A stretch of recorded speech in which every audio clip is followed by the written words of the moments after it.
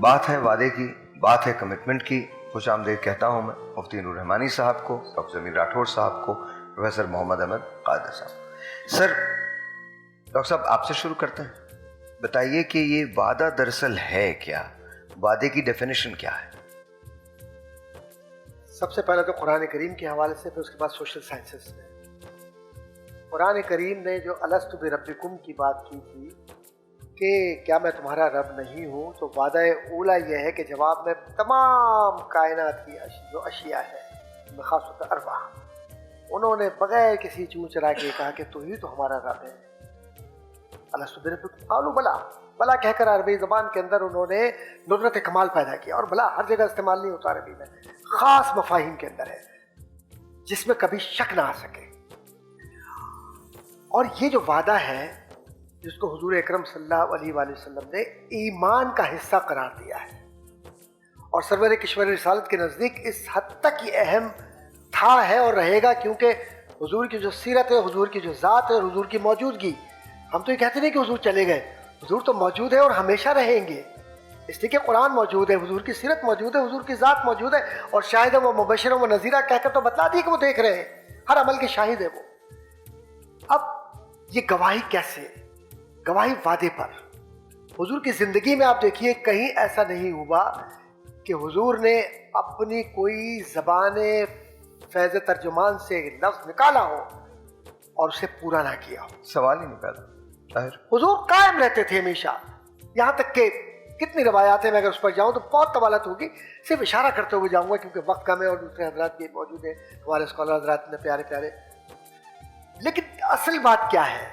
اصل بات یہ ہے کہ حضور اکرم صلی اللہ علیہ وسلم نے دین اسلام کی کامیابی کے راز ہی وعدے کو قرار دیا ہے. سبحان اللہ. اور غزالی نے ایک جملہ کہا ہے، امام غزالی نے یہ جملہ کہا ہے کہ دین اسلام کی جو شناخت ہے وہ عہد ہے، وعدہ ہے.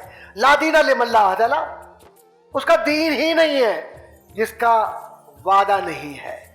اب کوئی یہ کہے کہ جی میں اپنے وعدے پر قائم ہوں، تو تم نے تو یہ وعدہ کیا تھا کہ جب میں اپنے رسول کو زمین پر بھیجوں گا تم ان کی تائید بھی کرو گے، محبت بھی کرو گے، ان کی اطاعت بھی کرو گے، ان کے راستے پر بھی چلو گے.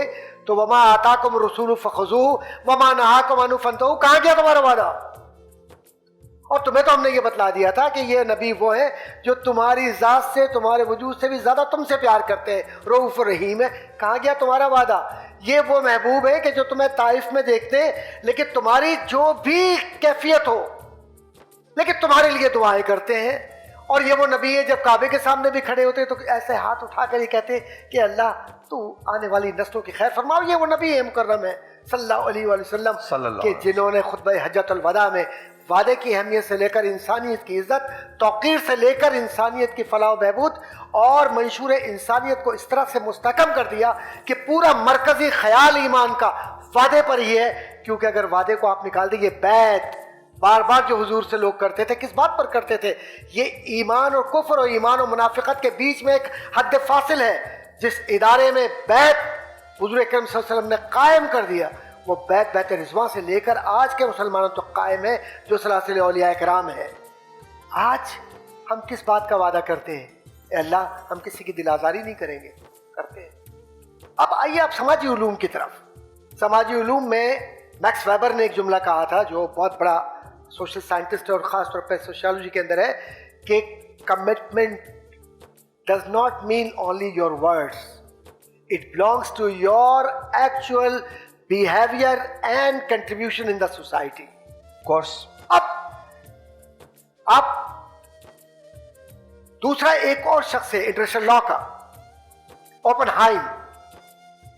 ہائم ایک جملہ کہتا ہے کہ جو آپ قانون بناتے ہیں تو اس قانون بین الاقوام میں، چاہے وہ ہیگ کانفرنسز کے ہوں، چاہے وہ لیگ آف نیشن کے ہوں، یا وہ آپ کے موجودہ اقوام متحدہ کے ہوں، اس میں قوانین میں سب سے پہلے بنیادی اصول جس کو جو لیڈنگ ورڈز ہوتے ہیں وہ یہ ہوتا ہے that I would abide by the rules and regulation, I would follow according to the commitment and mutual understanding of the society and authority or the legitimate authority which has been delegated to me would be exercised in the society for the sake of human being and the betterment of the people who are on receiving end.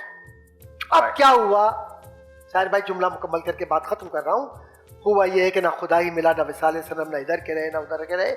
आपने municipal law बना लिया, मुल्क के कवानीन बना लिया, आपने international law बना लिया, कानून साजी कर ली, लेकिन वही जो आपकी बात थी मैं दोहराऊंगा कि कौमों के मफादात ने वादा फरोश पैदा किए हैं और कौमों के मफादात ने ज़मीर फरोश पैदा किए हैं। नतीजा क्या निकला कि इंटरेस्ट आर्टिकुलेटेड ग्रुप, जिसको फिशारी ग्रुप उर्दू में कहते हैं, ऐसे कायम हो गए कि किसी ने मजहब को बेचा, मैं सबकी बात नहीं कर रहा, किसी ने मजहब को बेचा, किसी ने अखलाकियात को बेचा, किसी ने जमहूरियत को बेचा, किसी ने ज़बान को बेचा, किसी ने अकीदे को बेचा, और नतीजा क्या निकला कि मिल्लत इस्लामियत तबाही की तरफ चली गई और इत्तेहाद बैनुल मुस्लिमीन के बात करने वाले खुद इत्तेहाद को पारापार करने के लिए आगे आ गए। और जी बात बिल्कुल सही है। किसी बात